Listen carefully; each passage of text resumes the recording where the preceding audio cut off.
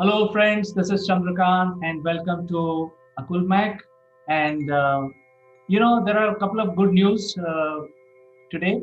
The UK got the vaccine, and they have started the vaccination since yesterday. So, to discuss further, let me invite my friend from London, Mr. Naval Gund. Good morning, CK. Good morning, everybody. Yes, fantastic day. The vaccines have started, and we're on the way to recovery. And that's the way I see it anyway. How about you?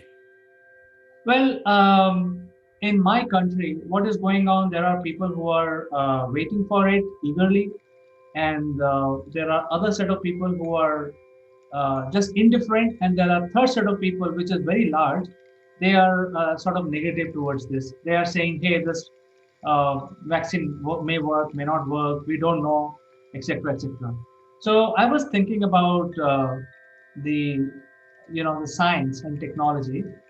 Way back in 1860, there were very eminent scientists who announced that whatever we could discover, we have already discovered. We are at the pinnacle of the development, and there is nothing more to do. And this was in 1860. And in 1905, Einstein came up with his general theory of relativity, and that turned the whole world upside down. So in 1860, they were saying, hey, whatever we had to do, we have already done. There's nothing more to do. Whereas we again restarted the whole thing in 1905. So I think my opinion is there is no end to any development. There is no end to negative thinking. There will be negative naysayers all the time, but we have to move forward. Oh, you're absolutely right. The thing about where we currently are is there are still people that refuse to take the MMR vaccine, and yet there's a horrific issue with regards to children getting measles or mumps and rubella, as they call it, MMR, measles, mumps and rubella. That was the vaccination. But the interesting thing for me is, if you were to ask these same people, would you like to go on a trip to the moon? What do you think the answer would be? They will, very frankly, the answer will be all three options. They will be guys. Oh, definitely all three options. But for the majority of people that were in that negative arena, and if you gave them a little excitement, would you like a trip to the moon? How many of those negative people do you think would say, yeah, I'd like to go to the moon? What percentage do you think? I would say 50% of the negative people will definitely turn their votes towards positive. Well, and so, I mean, we're just having a bit of banter here. But the point is, yeah, I agree with you. I think a lot of people would say, oh, a trip to the moon. Now, that's a different opportunity. And yet, there are far more risks for a trip to the moon than there are in taking this vaccine. And that's the reality of life. The vaccine has far less risk than getting in a spaceship and going to the moon. It is incredibly risky to go to the moon, even today, where they can't guarantee that everything's going to work perfectly. When you see those rockets take off, and I know we're now into SpaceX, so now we're into the commercial arena. No more NASA flights. They're buying seats on SpaceX, as you and I have both seen in the past. Even in those control rooms, there is this moment of anticipation, intrepidation of we pray for success. There is no praying for success of this vaccine.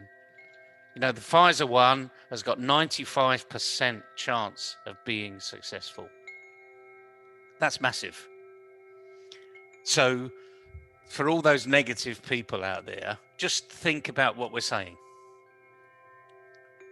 Because the worst case, what I see is nearly 60,000 people have died in the UK, allegedly because of the COVID pandemic. Probably more people have died because they haven't gone to accident emergency when they've been having strokes and heart attacks. I mean, who knows of the secondary issues, the people that have had cancer treatment delayed, the people that have had major surgery delayed because this pandemic has actually taken over our health service, which is allegedly one of the best in the world.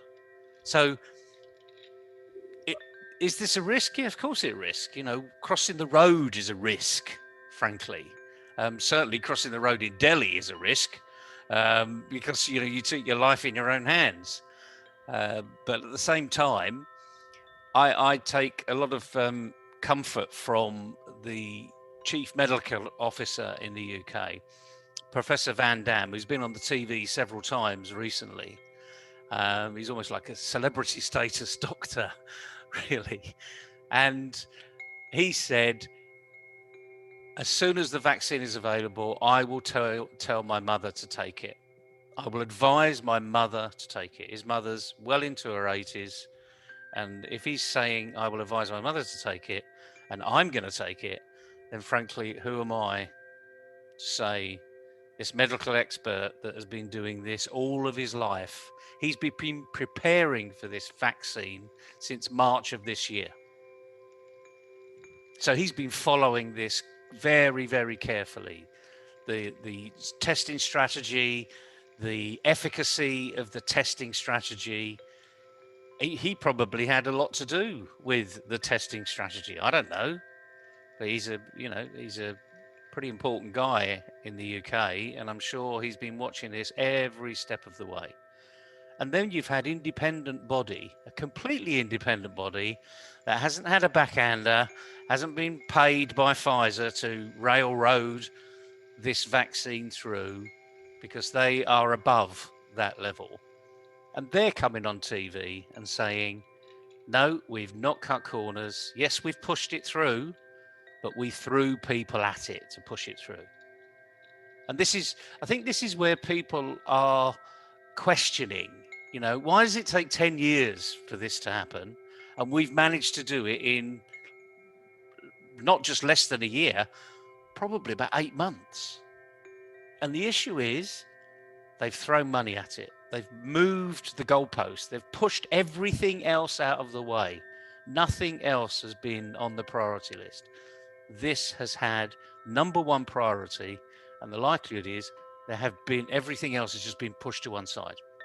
That's the reason, and anyone in business knows, if you focus on it for a very short period of time and you throw money at it and throw people at it and resources at it, you're going to get the result that you would do if you spread it over time. Does that make sense? I mean, it makes sense to me.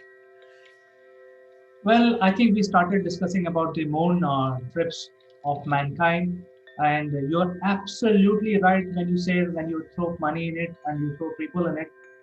In the moon program, 350,000 people were actively involved to send 12 men on the moon. So I think that is where the reality of the situation is. I think I am fully on board. And if the Indian government says, hey, there is a vaccine available, I will, given a chance, I will go for it. Simply because there is no end to stopping this virus, because we have heard that the virus is now affecting the nervous system. Instead of attacking the respiratory system, in certain cases, it directly enters the brain and affects the nervous system. And so we don't know how this virus mutates. So it's better to take vaccine so that you don't have any sort of conditions against this virus. So I think to answer your question, I will go for it. And the good news is the Pfizer has approached Indian government, and also one of the Indian companies has approached the Indian government to allow them to start vaccination process in India. So the Indian Medical Association is looking into it. The Prime Minister of India has also announced that within a matter of 2 to 3 weeks, we will have the vaccine available from multiple companies in India. And the modus operandi of distribution of this medicine, which is Pfizer one, and also the Indian vaccine, would be given to the frontline workers first, and then it will reach the needy ones. So when we say emergency use, the government actually means it will be given to the frontline workers, and people, citizens who are above 60, who are in need of the vaccine. So I think given a chance, I will go for it. I will have my family go for it, whatever it takes, whatever money. If there is a charge for the vaccine, we will go, pay the charge, and get it. Well, I can't advise you to do what your brain is telling you what to do. I mean, the thing is, I'm just a very logical person, and I've seen and heard, experienced firsthand the catastrophic impact that this virus has had. I've lost people around the world that I've known for years, healthy people in many respects, just old, and their time came up long before it should have done. So for me, bring it on. Give me that vaccine as the earliest opportunity. I'm really pleased that the Indian government and Prime Minister is moving it ahead, because it's the only way to eradicate this problem. I mean, just think of when you used to cut yourself as a kid. You didn't think much of it. You put a plaster on it and that was it. As you got a little older, we had this thing called tetanus. And the doctor would give you a tetanus and then you get a booster. There was not a great deal of proof around how long what the side effects, etc., etc. But because the downside was so horrific, tetanus, the problem is lockjaw, as they call it. Where you literally, your jaw locks. You can't move it. Can't think of anything worse really than not being able to speak. But there's another thing. And yes, of course, all the testing hasn't been done. Over here, there's been this issue about pregnant women, and it's quite specific that no, there is no approval for this to be used on pregnant women. And why? Because not sufficient testing has been done on pregnant women. So if you recall, we had the thalidomide issue in the 60s. Birth control was an issue, and a lot of women that had, gave birth to these children with significant issues can be traced to the thalidomide pill as the time, or injection. We're way beyond that. We're way beyond that. We haven't got the testing regime that we had then. They don't take those risks, and I'm sure that whole thalidomide arena tightened up the regulation. So we can be thankful to these things that do tighten up. We do learn by our mistakes and our experiences, and in this particular instance, we've been told here that there is such a backlash of the naysayers, because they're out there. They're not just in India, in their droves. They're in the UK, they're in the US, and the main thing here is we've even got the Queen. Her Royal Highness Queen Elizabeth II is going to go on TV and say she's had the vaccine. Now, she's 95 years old, and a lot of people will say, well, if the Queen's had it, I'm going to have it too. So they're trying to bring out all the stops over here to say, please take the vaccine. And the reason for that is the alternative is much worse. So think of it as going to the moon. Yes, please. But the risks are far less.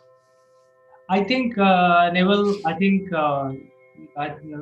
government must be preparing a list of people who would get the vaccine first and second and third.